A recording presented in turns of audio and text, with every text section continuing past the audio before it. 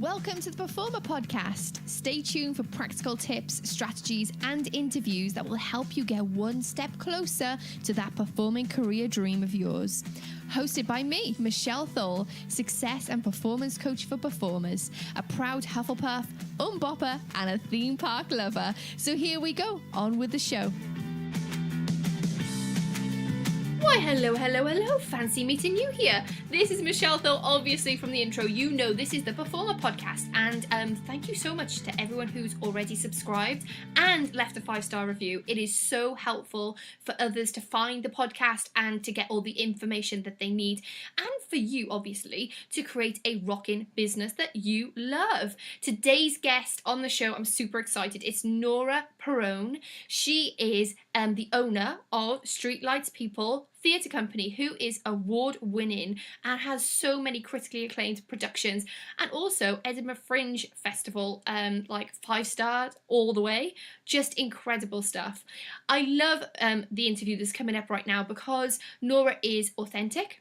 She doesn't leave anything on the table. She is honestly, warts and all, this is the way the career is, this is what's happened, these are the steps that I've taken. And I love that about her. She's got this great entrepreneurial spirit, and I hope that you get lots of juicy nuggets of information. So grab that cup of tea, and here we go, on with the show. We're welcoming to the show Nora Perone. Welcome, Nora. Thanks, hi. Well, I have seen on your profile, your bio, that you're a proud Hufflepuff, and me too. Oh, are you really? Yes, definitely. Oh, amazing. Yes. I've done the Harry Potter sorting hat thing about 3 times, and 2 out of the 3 times I came out as a Hufflepuff. Once I came out as Ravenclaw, so I'm always going to stay as Hufflepuff. I think the swap lets you decide, right? So I'm going to always be a Hufflepuff. Absolutely. Yeah, I expected to be a Ravenclaw. I was surprised, but I latched onto my Hufflepuff status, and I've completely embraced it. So I'm with you, girl. I'm with you. Can you tell the listeners a little bit about you and about your performing journey and what's going on for you right now? Okay. So I am American. I'm from West Virginia, which, as I was telling you earlier, is the boring part of America. So I moved to London to do a master's in music theatre at Central School of Speech and Drama. And I've been here for going on 4 years, just working as, doing a lot of different things, but working in the theatre primarily. And what do you want to know? Well, I want to know where did the dream come from? Okay, that's a good question. So I don't come from a particularly artsy family, but they were really into theatre as a hobby. And so my parents played cast recordings of musicals around the house, and they took me to the theater a lot as a kid. So I was exposed to it from a very young age, and then got into kind of drama club at school, and I was a complete drama nerd. I was drama club president and all of that. And there's a drama club president. Woo-hoo! Yeah. I ran a pretty hardcore campaign for that. Won by a landslide, let me tell you. Go, Nora, go! Woo! Yeah. I was a big drama nerd. I didn't do anything else. I would be in like 10 productions a year, between like community theater and school. And but I always kind of assumed it was not a career opportunity. I thought sort of that was a thing that you did for fun, but you had to be much better than I was to do it professionally. And at a certain point, I just sort of went, well, okay, maybe I'm not good enough now, but I can get good enough. And so I started taking more and more classes, and I auditioned for the theater degree at university, and just worked really, really hard, and thought, like, I won't stop working until I am good enough, whatever that means. And I'm still doing that, I guess. I'm still trying to get good enough. I was literally going to ask you that, like, when is good enough? When is good enough? Yeah, exactly. And I think I just sort of assumed I would keep working until I die. Yeah. But I think it's better to keep chasing something than to settle for something that you don't want. Yeah, definitely. I'm a big advocate of that. I tell you, something that's coming up for me for you is that you're an extremely hard worker. Has this been like instilled in you as like within your family, or is it something that you have? Is a trait that Nora has? I don't know. I'm probably both. If I want to do something, then it completely takes up all of my time and energy, and I completely dedicate to that. If I don't, then it's very difficult to motivate myself, which is why I think pursuing a career that I wanted to do was really important, because I would be the laziest accountant in the world. Yeah, yeah, definitely. I want to know how then you've moved. What made you actually move to London to pursue your career? Um, so you know that feeling you get when you go on holiday and you're always kind of relieved to go home at the end of it? It's like it doesn't matter how much fun you had, you're like, oh, I get to go home. The first time that I came to London to visit was the first time I didn't feel like that. I didn't want to go home at the end. And so I thought, okay, well, I'll just move there. And it turns out you can't just move to the UK from America. Like, that's not a thing that you can do unless you have a lot of money. So I was like, okay, I'll go to school. I'll go to school there because I'd wanted to do a master's anyway. And I thought, well, that's a way in. Oh God, please don't let the UK Border Association listen to this podcast. No, I don't. Carry on. So I applied to drama schools here, and I ended up getting into Central and moved over to do that, and then kept kind of investigating ways to find other visas and ways to stay in the country and work to do, and I've ended up being here for a few years. Yeah. And the rest is history, so they say. Yeah. Yeah. So when you were in drama school, which was like your go-to performance or character that you really enjoyed playing? Don't know if there was, because the whole point of when you're in drama school is that you're doing so many different things, because they want you to stretch your range. Basically, you learn how to play everything so that you can go out into the world and probably play one thing. I love it. That's brilliant. It's so true. Yeah. It's so true. It really is. Although, I mean, I feel like when you get to a certain point in your career, then you're allowed to be cast outside of type. And I don't know if I'll ever get there. So drama school was sort of the opportunity to play outside of type. So I did a lot of different things there. And now I basically play myself. That's the role I seem to end up in, as sort of this dry comedy, sort of like slightly angry, slightly crazy person. A heightened version of myself, I guess. Yeah. Which I think, to be honest, sometimes there's a lot of truth in the character in which you are typecast, because it's just an accentuated version of the truth of who you are, really. Yeah, exactly. That doesn't mean you're crazy, though. That's true. Just means that's the accentuated part of it. Tell us about the trajectory. So you've just come out of drama school. What happens then with you on your journey?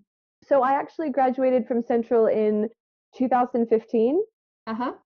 And I spent about a year as a cocktail bartender doing nothing creative and feeling really stuck and awful.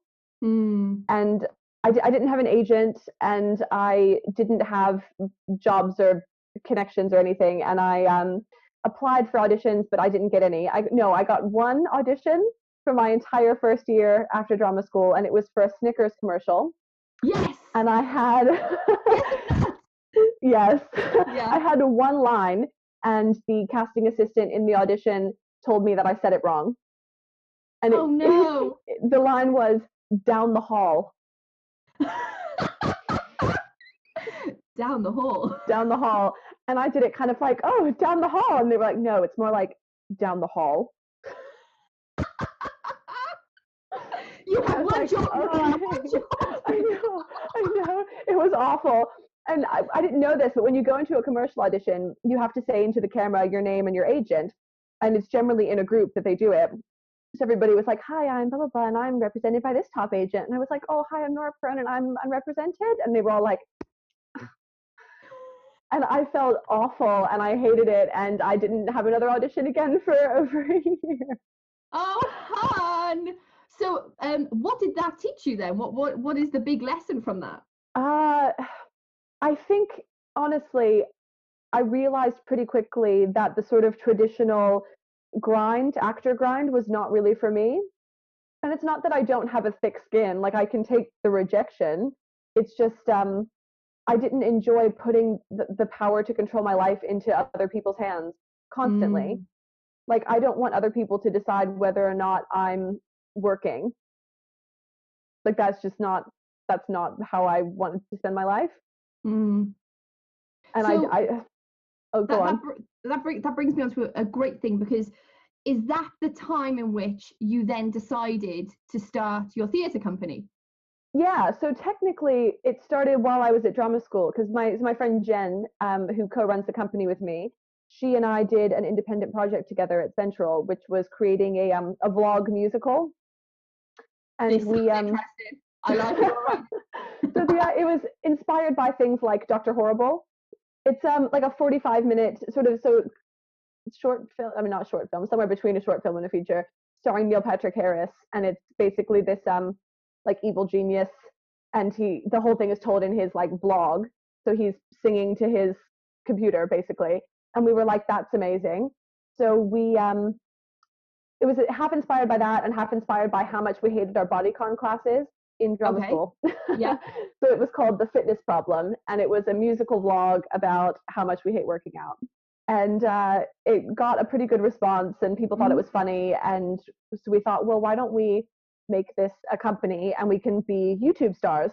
Because that's a realistic thing that people do, right? And, it moved away from that. So we had this YouTube production company, and about a year after I left drama school and I was feeling really awful, I had decided I wanted to put on this musical, Ordinary Days. And I just sent Jen a text and went, hey, I'm applying for the rights for Ordinary Days and I need a company name. Do you mind if I just put it under Streetlights? And she was like, yeah, that's fine. And next thing you know, we're an award-winning theater company. I love it. Yes. Yes, Nora. And maybe it's the hard worker in you that just kind of like, let's make this happen. What was it about Ordinary Days that made you want to make it into an actual production?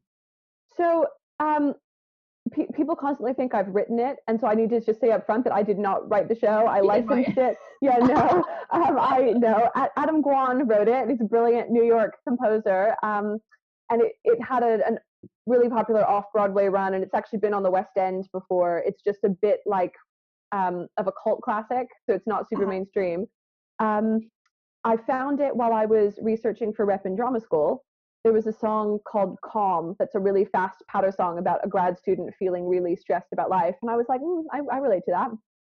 So when I was feeling really awful after drama school, feeling really stagnant, I was speaking to my friend Neil, and we were joking about how we're really right for the two of the roles in Ordinary Days. And we were like, oh, someone should put it on. And I went, we could put it on.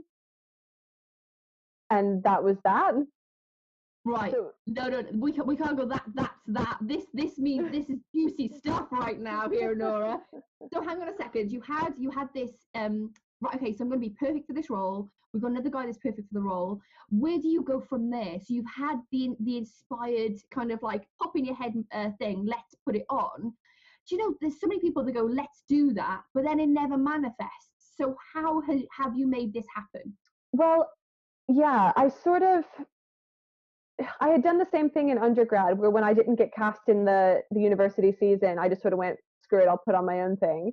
And so I sort of knew basically what was needed. Like, you need a place, you need a theater, you need the rights, you need a cast, you need a director, blah, blah, blah. I sort of went, okay, I sort of know how to do this, but I'd never obviously produced in London, and that's a completely different game. So I just sort of went, okay, I'll just send 100 emails. And so I've spent the last 2 years of my life just sending so many emails. I got in touch with Rodgers and Hammerstein, who hold the rights. So first you find out who hold the rights, you get in touch, you find out if they're available. They were. And then they go, okay, here's all the paperwork.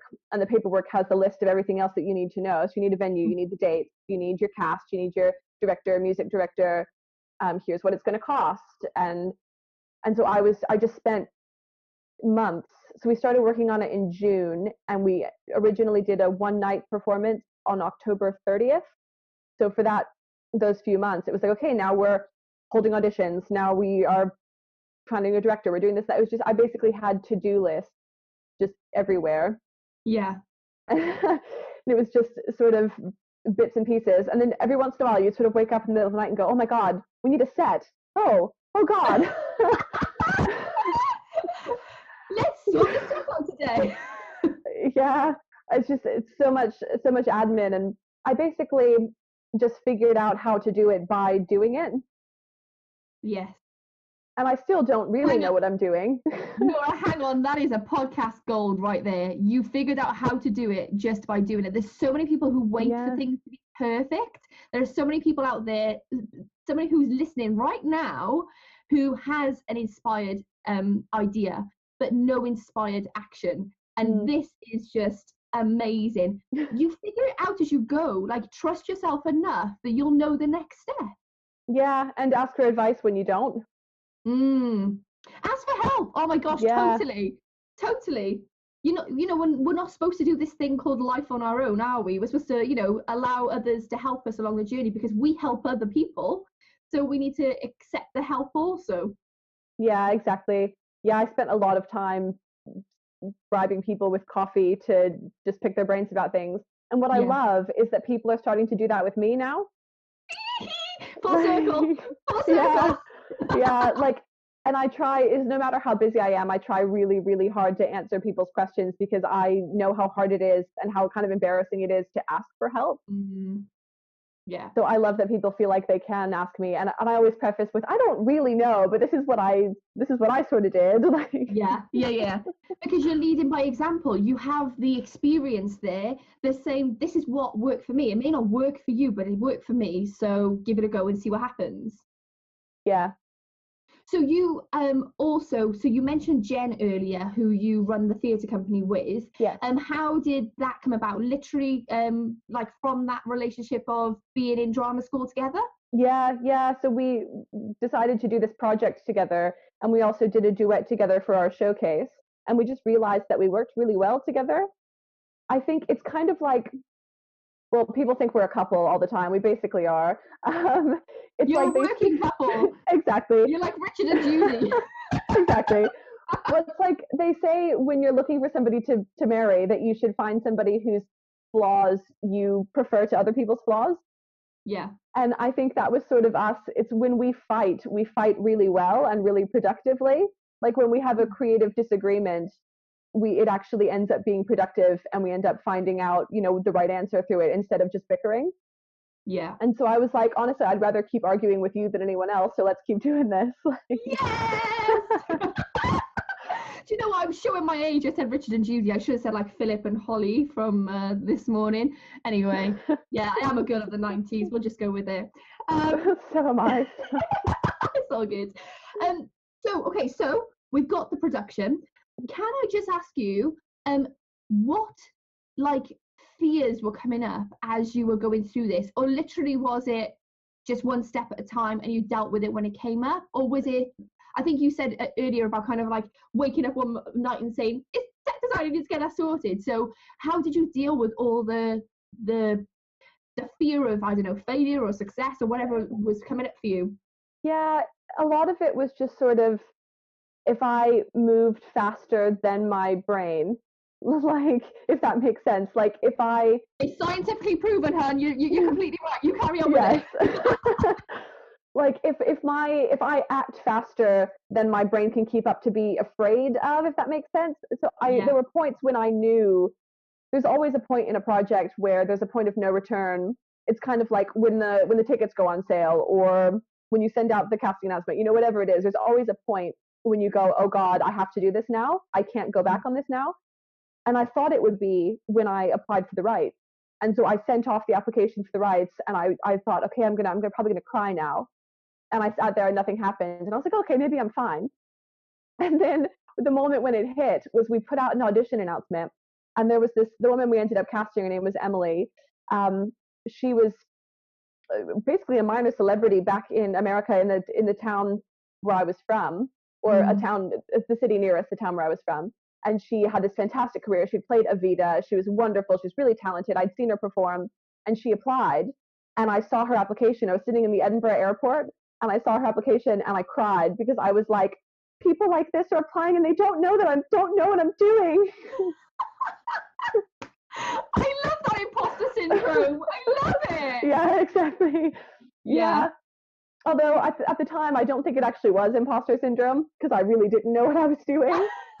It was the truth of my life right then. Yeah. Just there's always a point where it hits and you go, oh God, what have I done? And I think you just have to move faster than that feeling and then deal with it when it comes. Honestly, like that is, I think, although I don't say it very often, I don't say it out loud. Maybe I should say it out loud a bit more, but that I think that is the secret sauce to dealing with fear. It's literally allowing your actually I did speak about this on the Sunday show, probably like episode 24 or something, but allowing your actions to prove your thoughts wrong and allowing that to happen. Whereas like, well, do you know what? I'm going to think this thought, but it doesn't mean it's true. I'm just going to allow the action to become the reality that I want rather than what I think is going to happen. Yeah, absolutely. Yeah. I love that though. I love that the whole what you just said. I'm just like, I was on the edge of my seat going, oh my gosh, what's happening? Because obviously I know that Ordinary Days had a great run, and you also had it got awarded. Did you go to Edinburgh Fringe with it? Yeah, we did last year. So talk to me about that experience. That was an experience. It was amazing. I would do it again. I'm trying to take a show up again this year. I loved every second of it, and I also hated every second of it simultaneously. It was another learning by doing, and so I've learned a lot from that experience. The show did really well. We got a really good response. We got some award nominations. We won one. We got 5-star reviews pretty much across the board, which was amazing. And the price of that was, I'm broke and in debt now, and I was exhausted and had no fun and got, no rest. And because people think Edinburgh is like a month-long party, everybody's drunk every night, and you can be drunk every night if you're not doing a musical every day. So I had, I think, 2 free glasses of wine at a press event, and that was pretty much the amount that I drank in Edinburgh. Yeah. So many of my clients say the same thing. It's tough. It really is tough.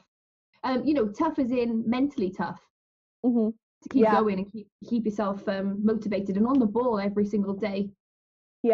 Yeah, and it's hard when you are producing and performing, I found, because I was constantly just running around like, oh, we need to print more program sheets, we need to check this thing, we need to flyer here, we need to arrange that, and it was just constantly, it was just constant, and I was exhausted, and also then having to keep it together enough to perform every night. Yeah.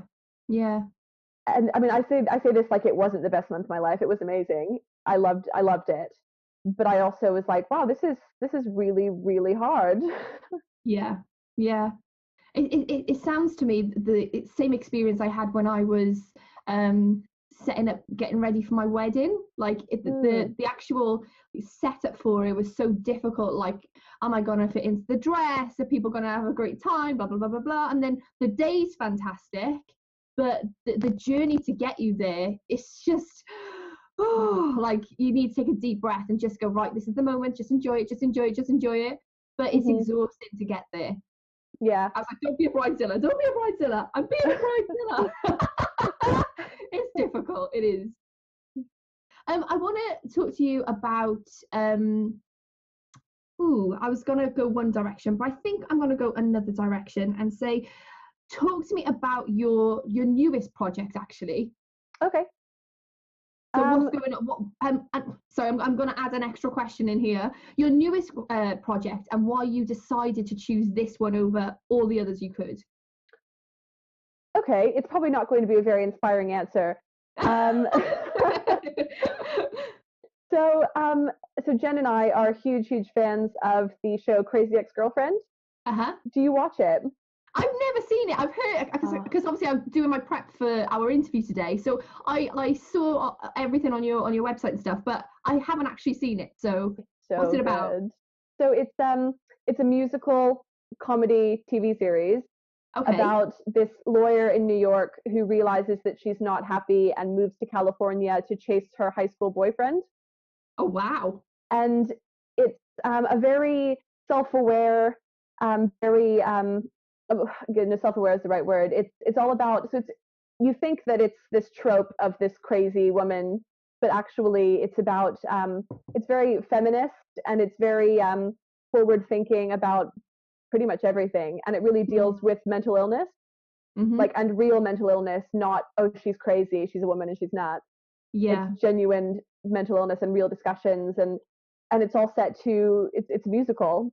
So it's parodies, it's comedy songs, like parodies of different genres, musical theater, or pop, rock, or country, or they sort of cover everything.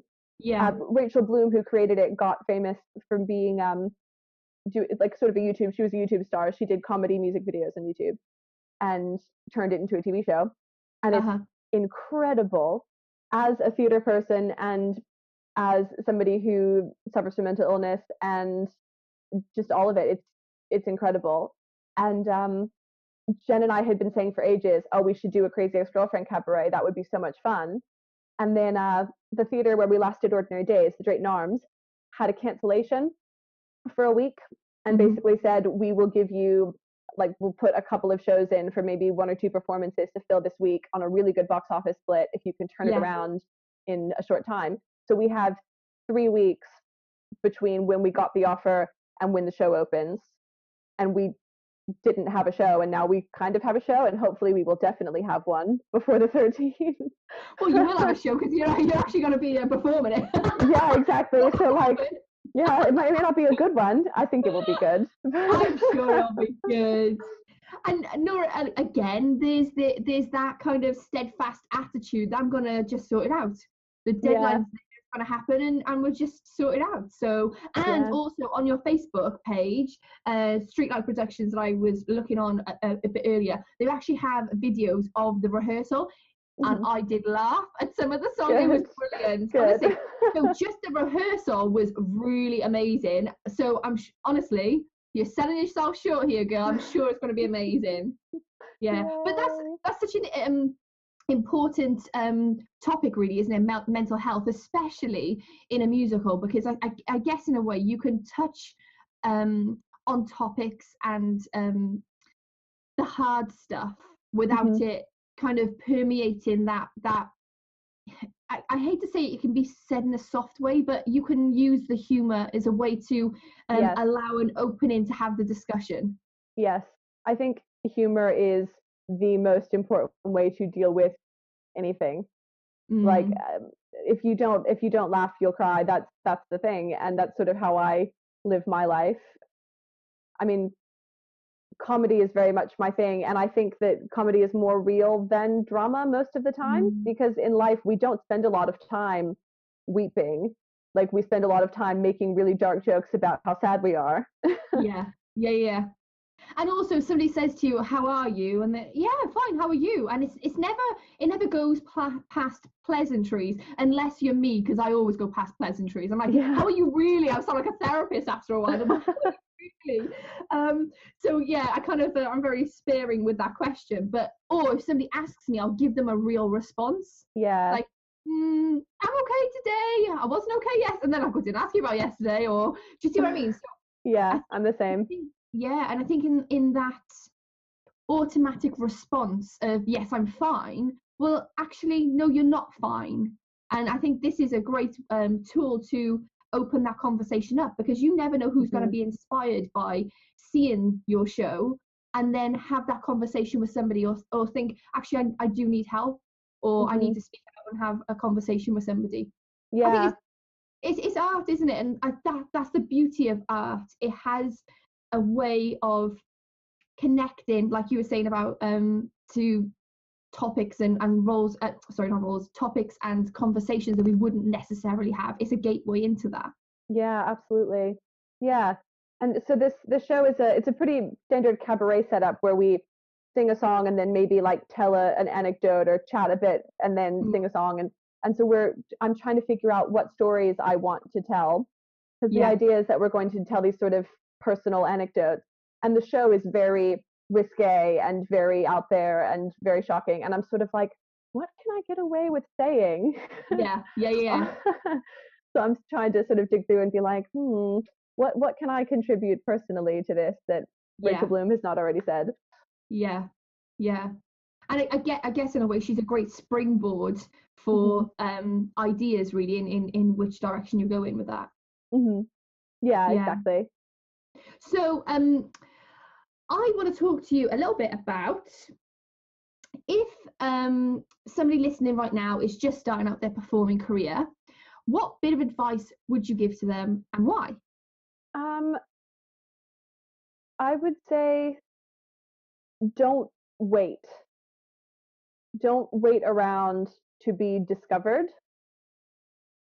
Just discover yourself. That's the douchiest thing I've ever said. Oh yeah, I'm with you, girl. I'm with you on that. Do you know what? I remember being, I don't know why I always felt like I was Ariel, the Little Mermaid, whilst I was having a bath or something when I was a kid. I used to sing my little part out, like, because the acoustics in the bathroom was quite cool. And I just assumed that somebody would walk past my house and discover me. And I always had that idea of being discovered. It's absolute bullshit. Yeah. I mean, you can't expect somebody to like pluck you out of obscurity and give you a career. You have to make your own way. And I'm still learning how to do that. I don't know that I have actually made my own way, but I'm trying. That's the journey that I'm on. Yeah, I just think I think drama schools don't teach students about what it actually is like. Like they tell you, oh, rejection is hard, you should be tough. Or they say really mean things to you to toughen you up. And it's like, okay, great, like that is helpful. But I don't think they tell you what's actually hard about it. Like the rejection isn't the hard part. The hard part is not getting the auditions in the first place, not getting a chance to even be rejected. Or not having the chance to, like, having to turn down a job because you can't afford to pay your rent, because you can't give up the work that it would take, for the rehearsal time, or I mean, there's trying to decide if you want to keep your awful job that's flexible enough for auditions, or if you want something a bit more stable and a bit less awful. But you know what I mean? It's that's the struggle. As opposed, sorry, carry on, Nora. Oh no, just as opposed to the rejection or the things that they tell you that are hard is not really what it is. It's that, it's just that. Because that's the consequence rather than the action it takes to get there. So for instance, if you had an audition right now, you'd be scared, but you'd do it. But and then if you don't get it, then you need the resilience and coping with rejection, which is what they're talking about. But then that comes after the steps before, but they don't tell you how to do the steps before. They just assume that you know how to do the steps before. Yeah, exactly. Or assume because you're going to this grand, amazing drama school, theatre school, production, whatever, musical school, that that will see you in good stead in order to get that.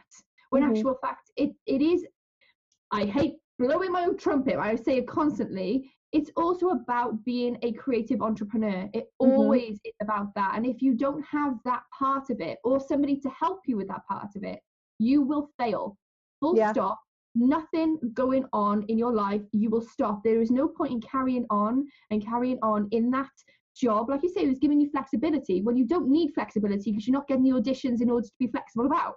So you are literally in a little hamster wheel, running, thinking you are living the dream, because apparently the dream is about struggle. It's not. The dream is about creating opportunities for yourself enough so that the dream happens. And you always have to start there.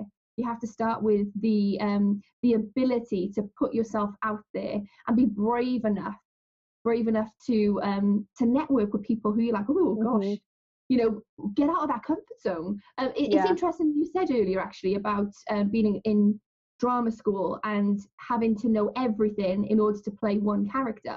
And I feel it's that way. It's having to know everyone in order to get that one audition. Yeah, that is very true. And it only takes one. You only have to meet the one right person. Yes. But if you're in work thinking, I don't have the audition, rather than how can I create an opportunity for myself this week. That's a completely different mindset, isn't it? Yeah, exactly. And they don't have to be. I think also the advice I would also give is to not have a rigid expectation for what you want your career to be like. Yeah. Because I didn't think this is what I was going to be doing, and I love it, and I wouldn't want it to be any different. Yeah. And do you know what, to add on to that, Nora, when I started, because my background is as a professional singer, and I never thought that I would be because I conduct choirs as well, and I never thought that I would have the same feeling as I do conducting a choir as I do singing my heart out, doing a solo performance. They're just as powerful. And I would have missed out on that opportunity had I been very narrow with my idea of what success was. So I think that's kind of what you're alluding to. Understand what success means for you, and then move out of that a little bit more. Because it's never this what you expect it to be. It's always what it's going to be, and your idea of having to deal with that in some way. Yeah, absolutely. Yeah. Do you know what? It's been absolutely amazing to talk to you. I literally could talk to you for the next 2 hours, but we had a little bit of a technical difficulty to start off with, so I don't want to leave you for too long here. But tell us all about how the listener can find out about you, find out about the productions that are coming up, and where you would like them to go to find out more about you. Okay. Well, I guess I'm going to send you towards Streetlights as opposed to towards me. So we are, our main, everything goes out on Twitter. That's the one that I'm best at keeping up with. So we're on Twitter at Streetlights PPL, and also on Instagram, same name. And our Facebook is Streetlights Prods. And I guess I'm on Twitter at Norassic Park, Norassic _ Park. It's my bowling name from undergrad. That's where it came from. Yeah, like how you can type in a different name on the screen for bowling. That was what I was, Norassic Park. So that's my legacy. How boring is that? I need to get a rock hard username. Hufflepuff pride. Need to bring it up. Yes. Yeah. At the moment, if you want to find out more about the Crazy Ex-Girlfriend show, it's #CrazyExFangirls. And when is the run of that? It's on the Tuesday and the Friday, so March 13th and 16th at 9 p.m. It should run about an hour. It's at and that's in London, yeah? Yeah, it's at Drayton Arms in South Kensington. And if you need any of the links, they will be in the show notes. So just scroll on down in your podcast app, and you'll be able to click on the links that I'll provide for you. Nora, thank you so much for this. I've had so much fun. Thank you so much for being part of this. Thank you so much. Thank you.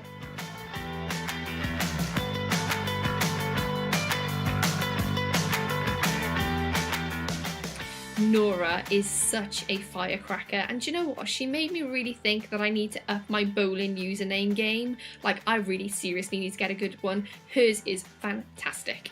Thanks again to Nora for being part of the show. If you want to know more about me, you can head on over to Michelle, Ole. Okay, so that's OLE for all those who don't speak Spanish.com. And also to my Facebook page, which is Michelle Thole Life Coach. You will find Facebook Lives on there. There's 27 videos so far of the Sunday show, plus extras that I've done already. But episode 27, which I just filmed, was all about maintenance and momentum. So if you're not making money in your performing career now, you need to head on over there and watch that video. Thank you so much for being here. If you haven't already, subscribe and like and leave a 5-star rating, just so it'll help other performers find this podcast and get the information too. So all that's left for me to say is go out there, make it happen. You are always stronger than your fear, and have an amazing, rocking, creative week.